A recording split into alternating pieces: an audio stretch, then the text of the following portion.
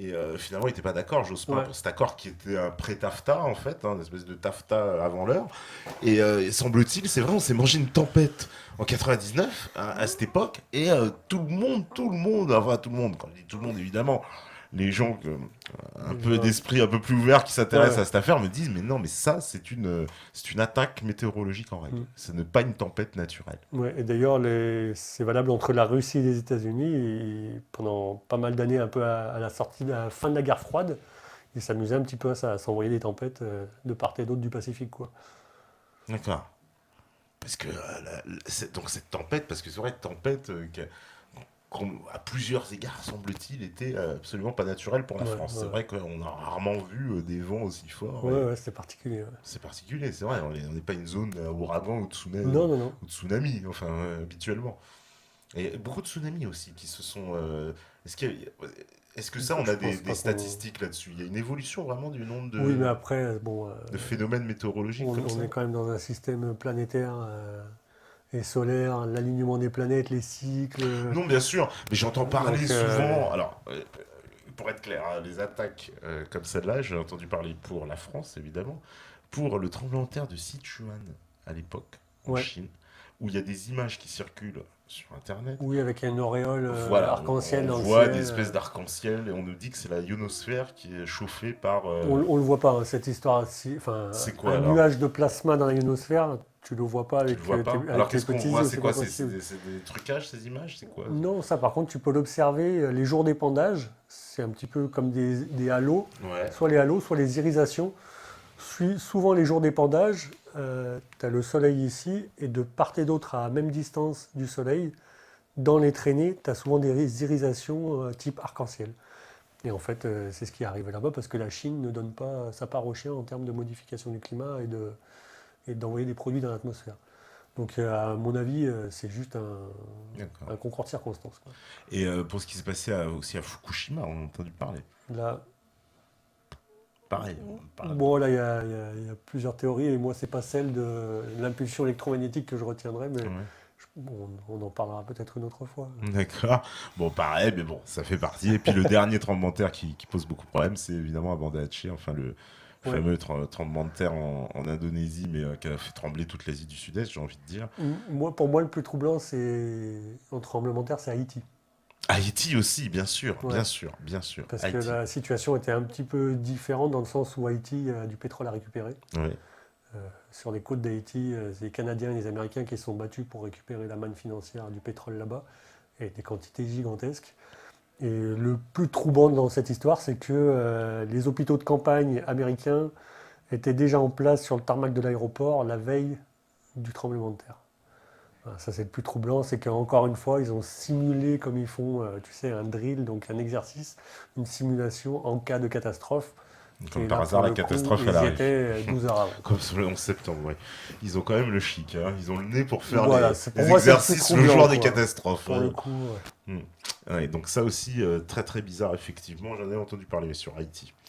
Alors, on me dit encore, euh, les USA ont été désignés responsables de modifier le climat, mais au vu des catastrophes climatiques aux USA, comme cet hiver, et les plaintes de la CIA accusant les Russes de modifier le climat, ces deux puissances ne sont-elles pas dans une guerre de climat où les Russes auraient pris le pouvoir?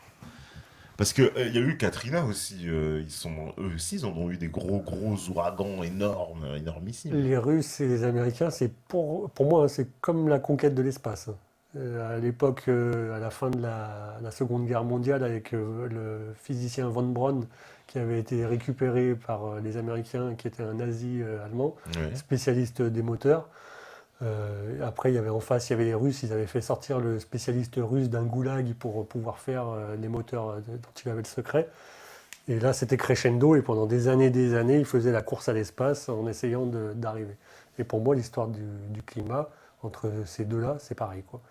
Voilà, c'est la guerre à celui qui va arriver le plus vite, à mieux contrôler, à avoir les meilleurs procédés, à mieux les vendre aux autres, et ainsi de suite, quoi. Et nous, c'est quoi? On participe dans cette course? Oh ben, nous, comme je te disais, il y a quelques scientifiques qui sont vraiment forts, comme Henri de Sens à l'époque, mais par la suite, il y en a eu d'autres. et on serait plus associé Avec les à la Américains, partie américaine. ouais, voilà, dans l'OTAN. Mais c'est sur des travaux internationaux, hein, comme le Suédois Bergeron, l'Anglais Schaeffer, enfin il y a deux, trois têtes comme ça, ou l'Israélien Rosenfeld. Ce monsieur, il a sorti un dossier qu'il a proposé à l'OMM il y a quelques années, où il dit, nous, ça fait 25 ans qu'on modifie le climat au-dessus des villes en Israël. Est-ce que nos techniques vous intéressent pour la suite ou pas? D'accord. 25 ans. 25 ans. Euh, on me dit, y a-t-il eu des lanceurs d'alerte sur les chemtrails, pilotes, mécaniciens de maintenance, etc. Est-ce qu'il y en a déjà eu? Ouais, c'est intéressant. Alors, il y a cette petite dame américaine, là, dont j'ai un petit trou sur le nom, qui était ancienne responsable de sécurité un petit peu pour l'armée américaine, l'armée de l'air. Et bon, elle a fait pas mal de trucs. J'ai traduit une vidéo d'elle où elle dénonce un peu tout ça. Après, d'ailleurs, c'est ce qui a été le déclencheur de l'histoire des chemtrails, ou en tout cas, ça commençait à se savoir, c'est que c'était la lettre d'un technicien qui disait, moi, j'ai travaillé dans les réservoirs d'avions, j'ai mis les produits, j'ai tout vu, je sais tout. Et je dirais que je pourrais t'écrire la même lettre. Donc j'ai du mal à donner finalement du crédit à une personne qui va m'expliquer le problème comme ça, sans forcément signer, sans donner forcément des sources réelles ou des noms de produits, et ainsi de suite. Donc j'ai du mal à donner du crédit, mais vraiment, et c'est un peu le truc depuis le début, c'est que j'aime bien avoir des dossiers que tu peux aller sourcer, chercher, des noms, enfin voilà. Donc j'ai un petit peu du mal avec... Mais oui, forcément, il y en a Il y quelques-uns, en a mais quelques-uns, ils je sont leur pas donne beaucoup, pas. finalement. Ils sont pas Oui, oui, beaucoup. oui, ouais, ouais. Ils sont pas beaucoup, et tu dis qu'on peut pas leur accorder un crédit total. Enfin, J'ai du mal. Enfin, personnellement, après, c'est vraiment une posture personnelle, mais voilà. Moi, il me faut des dossiers, des sources, des noms de. Il me faut un peu de plus un peu concret, plus, quoi. quoi, un Ouais. petit peu plus concret. Euh, donc, on me dit encore. Comment, bah voilà, alors comment faire la différence entre les chemtrails et les contrails? Mais toi, tu dis carrément, je doute qu'il y ait des Moi, j'ai un chemtrails petit alors. proverbe, hein, traînée longue ou courte, persistante ou non, chemtrails. Hmm. Voilà, vraiment, c'est une question d'utilisation, de besoin à un moment donné. C'est Et tout. puis en plus, ça Et je c'est crois qu'il y a dans. même des histoires d'épandage invisible, enfin, dans le sens où ils arriveraient à de toute façon vaporiser des particules sans qu'elles soient visibles et sans qu'elles cristallisent ou qu'elles chopent l'humidité ambiante comme on le voit habituellement. Donc de toute façon, et d'ailleurs, euh, jusqu'à présent, les analyses de pollution de l'air, comme on a ici Air Paris, choses comme ça, Mhm. euh, jusqu'à présent c'était particules fines, particules jusqu'à 10 microns de diamètre, et ainsi de suite. Et là, Environnement SA, ils ont mis au point un système pour capter les nanoparticules dans l'air ambiant. Depuis le début de l'année 2015 ou fin 2014. C'est un nouvel appareil qu'on trouve pour Air Paris, là, et sûrement les autres organes comme Atmo. Donc maintenant, Ouais. ils analysent les nanoparticules dans l'air ambiant. Quel intérêt?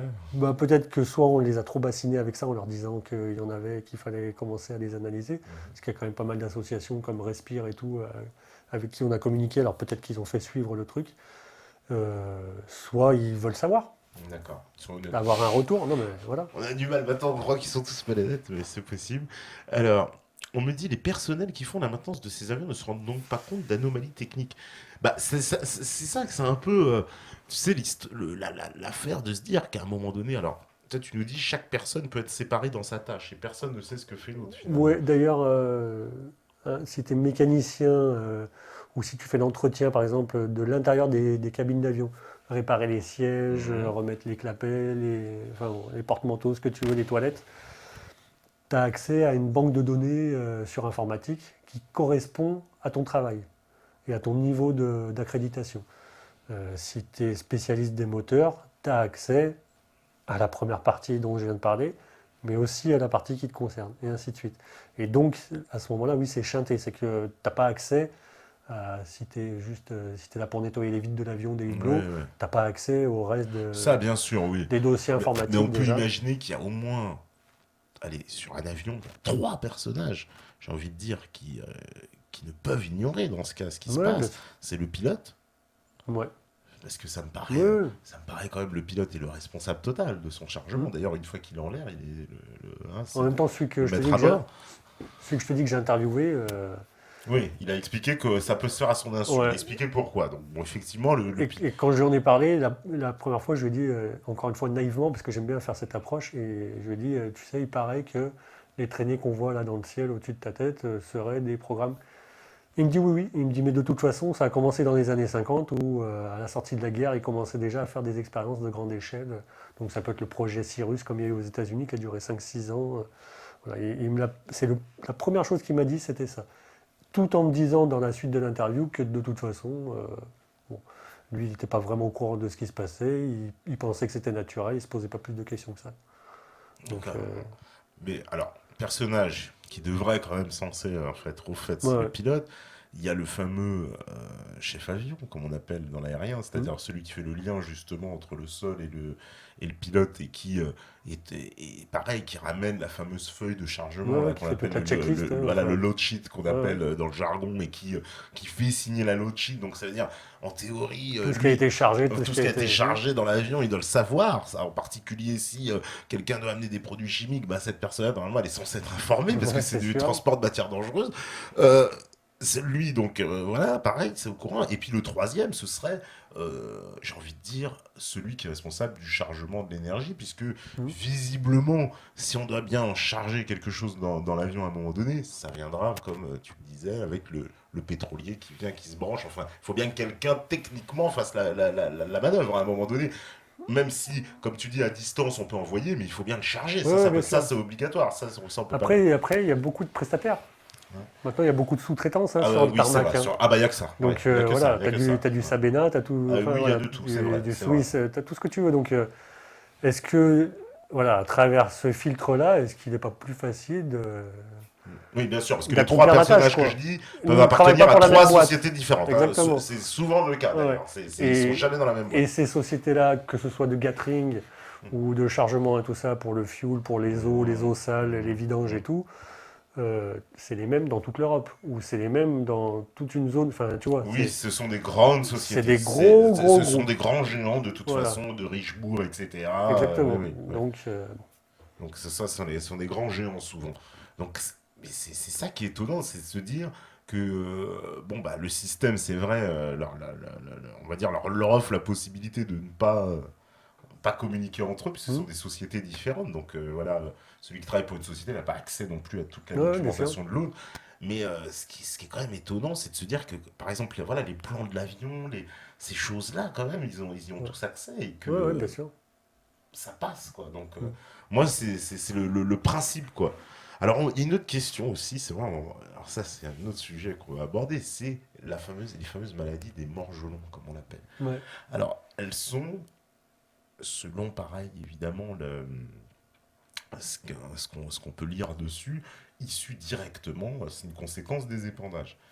Ce qu'on obs... D'après les années, enfin Ouais. moi j'ai bien aimé les travaux du docteur Hildegard Stanninger. C'est une dame qui est toxicologue, elle a un CV long comme le bras. Elle est inscrite au registre national des professionnels de l'environnement américain. Ouais. Donc c'est une femme qui est reconnue dans son métier, et ainsi de suite. Elle est allée au MIT, donc Massachusetts Institute of Technology, pour faire toutes ces analyses sur les fibres. Les fibres qu'elle a trouvées qui sortaient de la peau des gens, qui étaient sous l'épiderme des gens aux États-Unis, étaient les mêmes que les échantillons qui lui étaient parvenus après une chute de filaments en Italie. Donc déjà là, on a un dossier qui est posé. D'ailleurs, j'ai fait une traduction d'un de ces dossiers en français. Il est sur des PDF de notre site. Déjà là, ça chatouille un petit peu. Après, bon, c'est vrai qu'on voit des vidéos sur Internet où les gens se sortent des fils des mains, des trucs comme Oui, ça. voilà, exactement. Ouais, ouais. Donc ça, c'est un peu troublant. Tout est vrai ou pas, c'est un peu difficile à dire. Moi, j'avais suivi une fille, une Anglaise, qui s'appelle Miss Vigor sur YouTube. Et en fait, elle appelait ça Living with Morgellons in UK, donc vivre avec les morgelons en Angleterre. Et je l'avais suivie pendant plusieurs mois, et en fait, tous les 15 jours, et d'ailleurs, sa chaîne, elle est encore en place, hein, mais tous les 15 jours, elle sortait une vidéo où elle avait des trucs qui sortaient des cuisses, du pied, elle sortait des filaments. Elle s'était acheté un sauna pour essayer de traiter ça, elle faisait des traitements à l'eau oxygénée, enfin, elle avait vraiment tout un truc.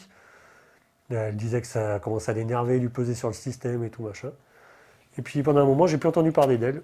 Et 6 mois après, j'ai recommencé à essayer de la contacter et tout ça. Et en tapant son nom, et Véronica Vigor, je crois, au complet, j'ai retrouvé sur le Daily Mail un article de 3 pages où le titre c'est Les morts-gelons sont réels, je les ai, j'ai cette maladie. Et c'était un article sur cette fille-là. Donc voilà, ça, bon, c'est le Daily Mail, hein, c'est pas non plus le Wall Street Journal, hein, mais je veux dire, voilà, ça apporte un peu de crédit, il y a quand même pas mal de sources là-dessus. Puis après, il y a les travaux de Clifford Carnicom, il y a Michael Castle aussi qui a travaillé là-dessus. Hildegard Stallinger, elle a sorti un DVD que j'ai commandé, que j'ai reçu il n'y a pas très longtemps, où elle suit tous ces patients qui sont atteints des morgelons. Donc ils témoignent devant la caméra, on a des analyses, on a des vues microscopes, on a le truc qui dure 1 heure et demie, on a au moins une vingtaine de patients qui témoignent. Et elle est toujours en duo à discuter avec un autre scientifique comme ça. Donc moi j'apporte quand même pas mal de crédit à ce truc-là. Après on entend parler de nanotechnologie. Les nanotechnologies, on se les étale sur le corps, on en mange parce qu'il y en a comme additifs alimentaires dans nos aliments, en crème solaire, en shampoing, en savon, enfin je veux dire on baigne là-dedans toute la journée. Donc voilà, et encore une fois il y a une part de ce qui tombe du ciel et la part de ce qu'on a dans la vie de tous les jours, quoi. D'accord. On me dit par contre, attends, voilà. Y a-t-il des moyens de se protéger? J'ai entendu parler d'un matériau ou d'une pierre. Alors, ça doit sûrement faire référence à l'orgonite, peut-être, Ah oui, voilà, ou aux j'en ai entendu orgones, parler. quoi. Ah oui, c'est réel ça? C'est pas, Alors, ça fait pas ambiance un peu Superman, je alors, sais, Kryptonite, mais. moi l'orgonite, enfin vraiment j'ai du mal. J'arrive pas à comprendre comment ça puisse marcher. Et puis encore une fois, je te parlais de dossiers, de preuves tout à l'heure. Hmm. On n'a pas de preuves réelles. Les seuls trucs qu'on a, c'est des vidéos avec des gens qui posent des orgonites sur le balcon ou au milieu d'un champ ou ainsi de suite, et qui te montrent que quand les avions y passent, ça fait pas de chemtrails, ou alors quand ils les posent qu'il y a des chemtrails disparaissent. Donc ça déjà, bon, j'ai du mal à y croire. Après, imaginons que ce soit vrai. Imaginons que ces orgonites fonctionnent, et c'est tout à fait possible. De toute façon, j'ai pas la réponse à tout. Imaginons que ça fonctionne et qu'elles permettent de disperser sur un tel rayon, telle altitude, les particules. Elle les repousse. Enfin, je veux dire, elle les pousse un peu plus loin, elle les disperse, elle les monte, mais elles ne les font pas disparaître. Donc de toute façon, c'est juste repousser le problème à la porte de ton voisin. Donc bon, après, il y a pas assez de recul scientifique, même si je ne les porte pas forcément à mon cœur, mais j'aimerais bien avoir un peu plus de Un consistance, peu quoi. plus de consistance, Ouais, ouais, ouais, à ce d'accord. sujet-là, quoi. Ok. Euh, bon, bah voilà la question de tout à l'heure. On a répondu où diable stocke-t-il les produits? Bah, via les pipelines, pas besoin de stocker. Euh, Après, il y a un petit détail, il y a parce il y a les programmes AMDAR, ça j'en ai pas parlé, mais oui. je voulais en parler. Il y a les programmes AMDAR qui sont des programmes d'observation météorologique qui sont mis en place par l'Organisation mondiale de la météo, et tous les organes météorologiques de la planète ont une grande partie. Et en fait, les programmes AMDAR, dans le fonctionnement, c'est que les compagnies aériennes mettent à disposition des avions, alors que ce soit pour des vols commerciaux, des vols de fret, du cargo et ainsi de suite. Ils mettent à disposition un certain nombre d'avions. Lufthansa, ils peuvent arriver à en mettre 200 à disposition pour ces programmes. Et en fait, dans les programmes AMDAR, on embarque une certaine quantité de matériel et des capteurs sur le bardage de l'avion pour savoir quelle température il fait, à quel moment, l'hygrométrie, la pression d'air, enfin voilà, ils font des analyses en fait pendant tout le temps de vol. Ils font des analyses d'air ambiant. Et donc ces programmes AMDAR, ils peuvent emmener jusqu'à 20 tonnes de fret supplémentaires. Là encore une fois, il y a un gros doute. Est-ce qu'ils n'utiliseraient pas justement à ce moment-là, vu que c'est l'OMM qui est derrière, est-ce qu'ils n'utiliseraient pas les avions des programmes AMDAR pour vaporiser les produits? Surtout que les vols AMDAR volent à l'altitude qu'ils veulent, quand ils veulent, où ils veulent, parce qu'ils sont sous les mêmes législations que les militaires. Et les aéroports AMDAR, finalement, il y a quelques aéroports, on va dire la moitié des aéroports français, sont capables de recevoir ou de faire partir les vols AMDAR. Est-ce qu'il ne faut pas cibler peut-être plus cela? Est-ce que c'est là la faille? En tout cas, il y a assez de doutes là-dessus pour se poser des questions, quoi. On me dit, connaissez-vous les chemtrails circulaires? J'en ai vu au-dessus de chez moi, faits par des avions militaires chasseurs à basse et moyenne altitude. Alors, pour habiter dans un triangle d'une carte d'état-major de l'armée française au niveau aérien, armée de l'air, C'est pas que je connais, c'est qu'il y a 10% des vidéos de ma chaîne qui sont constituées que de ça, quoi. Que de ça, voilà. Donc les fameux Donc voilà, circulaires. Ouais, voilà, d'accord. des avions, ou même j'étais sur une petite montagne à côté de chez moi l'année dernière, où on a 4 avions militaires qui sont passés, 4 Mirages, et ils allaient tous à la même vitesse, ils étaient tous à la même altitude, sans ralentissement particulier des uns ou des autres. On voyait les traînées qui se coupaient une fois l'un, une fois l'autre, une fois le second et tout. Ou alors un Mirage qui fait une boucle comme ça au-dessus de ma maison. Il fait un premier passage, il tourne, il tourne, il tourne. Quand il revient pour croiser le trait qu'il venait de faire, et ben là, il coupe les gaz. Donc il est au même endroit, à la même altitude, et là, il n'y a plus de traînée qui apparaît. Enfin bon, c'est vraiment c'est le mieux pour se rendre compte de ce qui se passe. C'est des Mirages et Ça, des avions militaires, quoi. voilà. On me dit, salut Yannick, penses-tu qu'une partie des épaudiages ont un lien avec l'affaiblissement de la magnétosphère terrestre? Je suis pas assez calé Mhm. sur le rayon pour en parler, mais c'est vrai que s'ils mettent des particules, ce Ouais. serait lié aux aurores boréales et tout ça, ce qu'on voit en termes d'aurores boréales. Donc ils mettraient des particules électriques pour renforcer un champ magnétique qui serait en train de s'affaiblir. Mais j'ai pas assez potassé là-dessus pour en parler sérieusement. D'accord. Alors, je vais reprendre, il y a vraiment pas mal de questions. On me dit, bon, bonsoir, est-il vrai que le Royaume-Uni joue un rôle central dans les épandages aériens au niveau européen?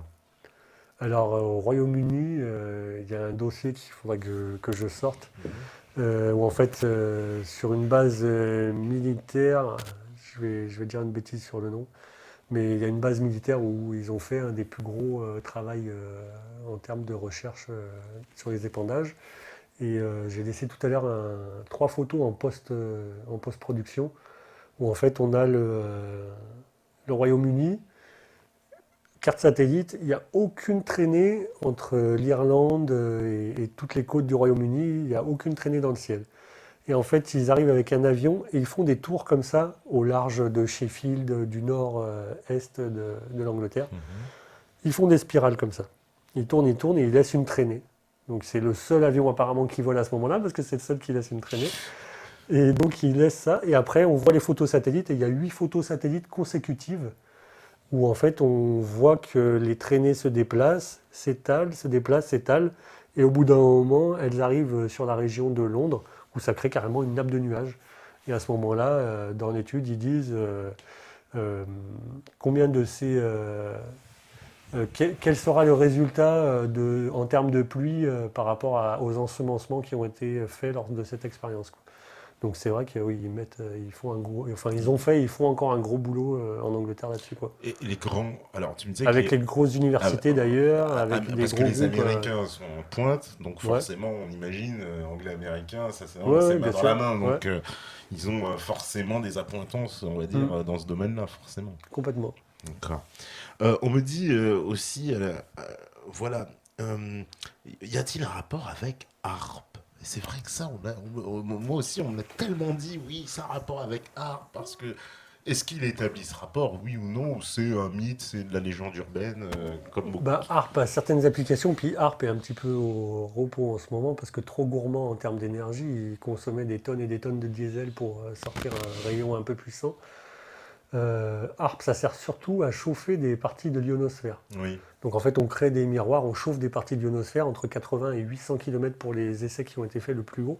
Donc on chauffe l'ionosphère et on se sert de cette partie chauffée comme miroir après. Donc ce pour qui peut refléter permettre une onde voilà, de quelque de part d'autre. renvoyer une onde. Alors ça sert plus pour le côté militaire.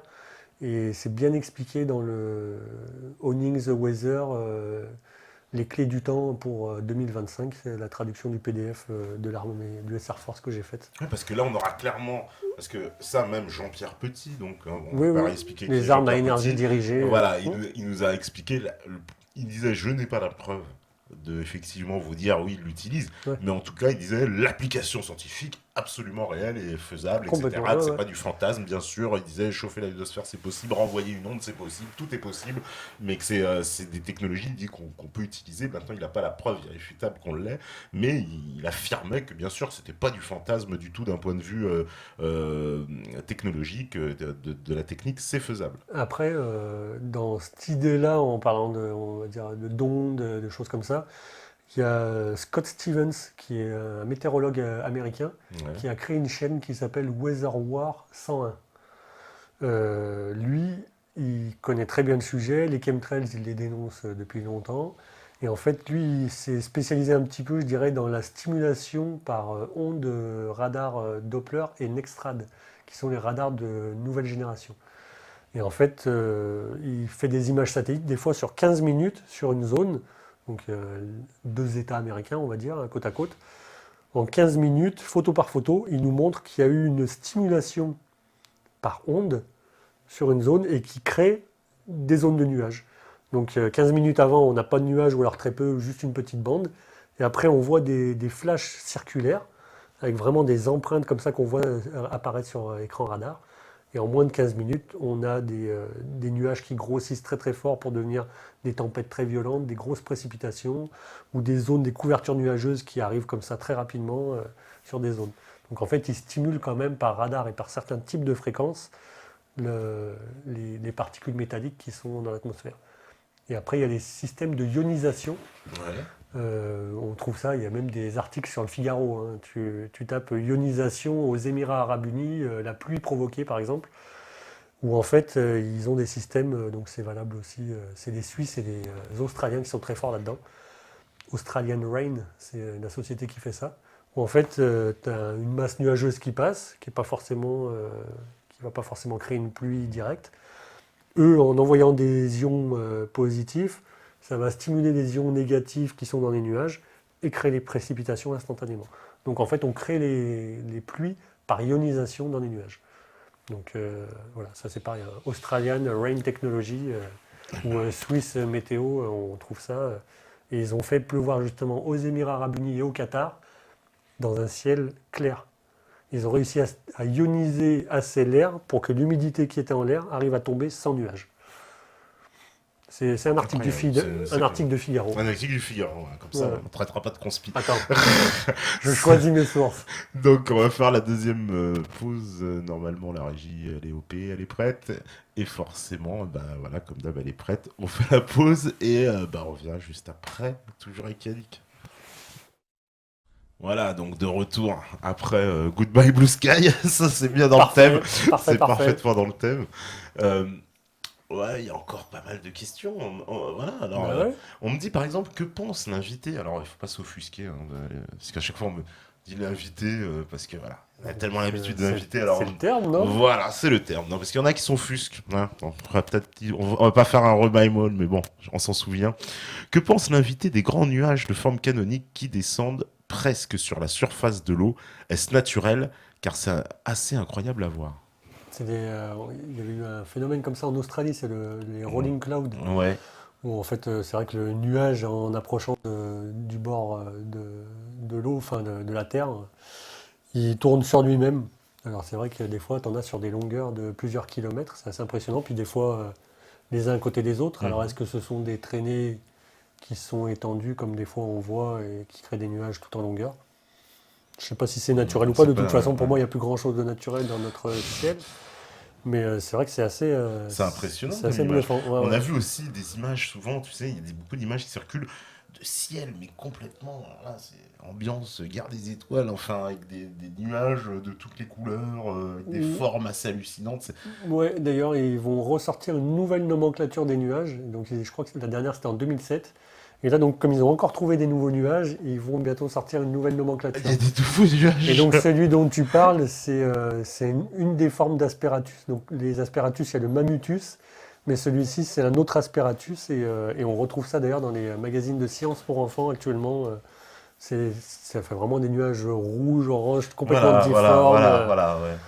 Voilà, c'est ça. Au coucher du soleil, c'est très impressionnant. Et oui, ils vont les mettre dans les nouveaux nuages. Dans des nouveaux nuages. Ouais. J'ai l'impression qu'on fait des nuages comme des boîtes de lessive maintenant. On les découvre, il y en a de plus en plus. Ouais, qu'on découvre les nuages. Mais c'est bien, on les normalise, on les passe dans les nomenclatures, comme ça après on n'a plus rien à dire. Il y a des nuages qui n'existaient pas visiblement il y a 50 ans, puisqu'ils Tu te n'étaient rends- pas classés. C'était Tu pas te rends aperçu. compte, on ne les avait jamais On revus. les a jamais vus. C'est Je ça. trouve ça. Alors on me dit aussi. Ah tiens, c'est marrant. C'est dans le récit de la fin des temps, l'Antéchrist a pris le pouvoir de maîtriser le climat en honorant ses adeptes par la pluie et l'abondance et frappant de sécheresse ceux qui ne se soumettent pas. Il semble que nous y sommes, qu'en pense l'invité. Ben, il y a- C'est marrant, ça, moi non plus je savais pas que dans les. Je sais pas si c'est mais, l'eschatologie chrétienne, j'imagine, mais c'est le télico, de ben, l'eschatologie toujours chrétienne, peut-être, j'imagine. dans les écrits monothéistes, Ouais, il y a aussi dans les signes de la fin des temps du Coran, ouais. c'est quand les gens, quand les humains érigeront des bâtiments qui toucheront le Qui ciel, toucheront le ciel, oui, ça, oui, voilà, je connais ça. et Oui. qu'on sera capable de modifier le climat. Il y en a un troisième que je ne connais plus, mais voilà, quand on sera capable déjà de faire ces deux choses, ce sera des signes de la fin des Le temps. signe de la fin des temps. Donc c'est vrai que ça fait partie. C'est inquiétant. Bon après, Bref, faut voir, c'est la fin des temps et puis on recommence un autre, tout va bien. On me dit du coup, des traînées contiennent bien des nanoparticules. J'avais déjà entendu ces théories, mais sans pouvoir avoir de certitude, même si la logique voudrait que. Oui, il y aurait des nanoparticules ouais, dans ces traînées. ouais, déjà pour créer les nanoparticules ou même les nanophiles, c'est vraiment des procédés très simples. Et les moteurs d'avion pourraient largement remplir les besoins pour créer des nanoparticules, il n'y a pas de problème, quoi. Donc sans parler de produits épandus, les kérosènes et additifs qui passent dans les réacteurs, de toute façon, sont transformés en grande partie en nanoparticules. D'accord. On me dit un avion normal ne peut-il donc pas laisser de traces dans le ciel? C'est obligatoirement des chemtrails Tundra qui demande ça. Oui, c'est ça. Et Mm. d'ailleurs, il y a un film qui est sorti, un documentaire qu'on est en train de changer en voix française plutôt qu'en sous-titrage. C'est Chemtrails, la guerre secrète des frères Marciano, c'est des Italiens. Ah oui, bah tiens, je crois qu'ils en parlaient un moment de tout à Ouais, l'heure, ouais. et en fait, ils expliquent dans ce documentaire que de toute façon, les réacteurs bypass de nouvelle génération Mm. sur nos avions ne sont pas censés créer de traînées. Parce qu'en fait, le flux d'air chaud et le flux d'air froid, donc on a 20% d'air chaud qui passe à l'intérieur du réacteur, mais les 80 autres % restent de l'air froid qui passe à l'extérieur du réacteur, du cœur du réacteur. Et en fait, la différence entre les deux n'est pas censée physiquement créer de toute façon de la condensation. Voilà. Voilà, oui, c'est trop fait. Et ce serait Donc, de depuis en toute plus, façon, ça fait un sacré moment qu'ils sont équipés comme ça. voilà, Alors, qu'on utilise les réacteurs bypass Mm. jet. Ouais. D'accord. Alors, on me dit qui paie, qui charge les produits, il faut bien des remplissages et des réserves. Tous les pays ne sont-ils pas complices? Mais je disais tout à l'heure, Ouais. c'est lors des conférences sur la modification du climat qui sont internationales et organisées par l'OMM qui est sous l'égide de De l'ONU. l'ONU. Voilà. Il y a- Ça va jusqu'à la haute volta. Enfin, je veux dire, c'est des petits pays africains. Vous regardez les journaux de la haute volta, sur les sites internet des organes météorologiques là-bas, ils sont super fiers d'avoir 4 avions et de faire tomber la pluie quand ils veulent, quoi.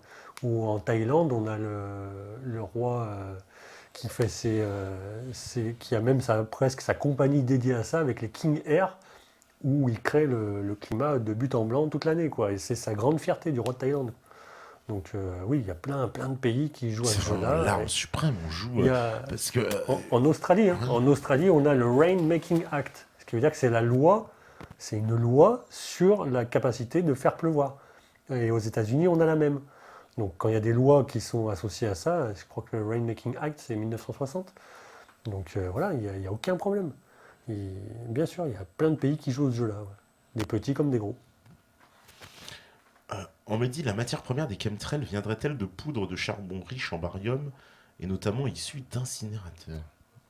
Ce serait quand même difficile à récupérer, mais comme je disais tout à l'heure, hein, tout type de produit peut vraiment aider. La liste est super longue. Et jusqu'aux Russes, où il y a une petite anecdote où le gars il avait reçu un sac de ciment qui avait traversé le toit de sa maison en Russie, c'était dans les années 80. Ouais. Et en fait, ils utilisaient les particules très fines du ciment pour ensemencer les nuages et faire pleuvoir. Donc ça reste une hypothèse. Il a pris un sac de ciment sur la. Dans le déchargement, Ouais, un peu à la va-vite, il a pris le sac complet, le gars. D'accord.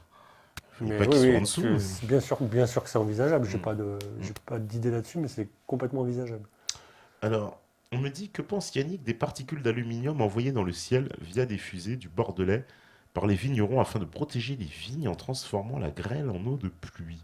C'est souvent, C'est RNUI qui nous dit ça. Il c'est passe ce souvent, bonjour. c'est souvent de l'iodure d'argent, quand même, C'est souvent de l'iodure d'argent. de l'iodure d'argent. Ouais, en fait, c'est une particule où, enfin, un procédé où dans 5 grammes de iodure d'argent, tu as 200 milliards de particules, tellement c'est fin. Donc c'est ce qui est vraiment le plus utilisé dans les pratiques d'ensemencement des nuages. Euh, Mais comment ils font pour le balancer ça? donc Je là, connais c'est pas des cette roquettes. technique-là. C'est C'est des des roquettes. roquettes. C'est des... C'est-à-dire, et quoi, il y a les nuages au-dessus, je Hmm. balance mes roquettes, elles explosent Exactement, en l'air ouais, et ouais. en fait, ça transforme les nuages en pluie Ouais, plutôt qu'en grêle. et je te renvoie encore une fois à l'INA, Ouais. où tu trouves en effet 1950-60 les vignerons du Bordelais qui se sont associés à plusieurs pour, au début, sur une 4L, ils avaient accroché les lance-roquettes sur les côtés pour envoyer les fusées d'iodure d'argent. Et après, ils faisaient venir des avions, je crois que c'était les Pilatus, qui étaient utilisés à la montagne pendant la période d'hiver pour amener les vivres et tout en altitude. Et ils les ramenaient l'été pour ensemencer les nuages. Donc tu vois le petit avion à 4000 mètres qui passe dans les nuages avec une traînée derrière et qui ensemence les nuages. D'accord. Mais si je fais quand même un peu l'avocat du diable, ça peut avoir quand même un intérêt, quand même, quelque part. Par exemple, là, dans le cas des vignerons, Ah bah, ça les fait. vignerons, ils se sont même associés tous ensemble pour arriver à pas détruire les... Parce que clairement, regarde, Les récoltes, dans hein. ce cas, voilà, dans le cas Bien des sûr. vignerons et tout, ça peut avoir un intérêt qui est compréhensible presque. Carrément. Après, ce qui serait bien, c'est quand C'est- c'est à grande échelle comme ce qu'on Qu'on observe sache, maintenant, en fait, c'est qu'on soit au courant. qu'on soit au courant de quelle utilisation, Voilà, en effet. quel produit, dans quelle proportion. Parce qu'il y a des, on va dire, allez, Comment il y a des cas comme celui-là où ça, par exemple, j'ai envie de dire, en haute volta, que le mec il arrive à faire pleuvoir s'il Ah pleut pas bah, depuis 6 mois, ça peut bravo. avoir un Ouais, intérêt ouais, bien aussi. sûr, On bien sent, sûr. sans jouer les horribles mondialistes Rockefeller, mais Ouais, bon, bien voilà, sûr. c'est quand même, ça peut avoir je veux dire, une technologie finalement, c'est comment on s'en sert aussi un petit peu peut-être. Exactement. Mm. Exactement. Après, j'espère qu'en haute volta, ils se prennent pas des filaments sur la tête tous les 15 jours. Oui, c'est sûr. S'ils finissent avec des maladies de Morgelon, c'est pas non plus la meilleure chose. Alors, on me dit quoi encore? On me dit, peut-on rapprocher la mort des abeilles avec l'épandage des chemtrails? Ah, ça, c'est une question aussi, parce que c'est clairement, baisse voilà, de mortalité des abeilles sur toute la planète. Alors, on a parlé du Roundup, hein, le fameux Ouais. pesticide fabriqué par Monsanto. Mais il y a aussi pas mal de théories qui disent que les chemtrails peut-être aussi participeraient à cette hécatombe. On retrouve, il y en a qui ont analysé les abeilles au microscope et on retrouve plein de particules qui sont attachées à leurs petits poils sur l'abdomen, là. Ouais. Donc déjà ça et des particules de tout type. Et il y a aussi une analyse qui a été faite sur le miel, où en fait sur 11 miels sur 12 en Europe, on retrouve des micro et nanoparticules de plastique. Voilà. D'accord. Sympa, même le miel. Donc le miel qui est censé être un des produits les plus naturels, Voilà ce que j'allais bénéfiques, dire, ouais. voilà, Le presque truc- imputrescible dans le sens où tu peux le garder des Mhm. années sans qu'il soit altéré. Il y a aussi des doutes à avoir là-dessus, quoi. Et c'est d'une tristesse parce que je crois que sans abeilles, je suis pas sûr, hein, mais sans abeilles, il se passe plus rien. Oui, c'est Einstein qui disait après les abeilles, et puis après, il n'y a plus rien. Voilà. Après, c'est la mort de l'homme. Ouais. C'est fini.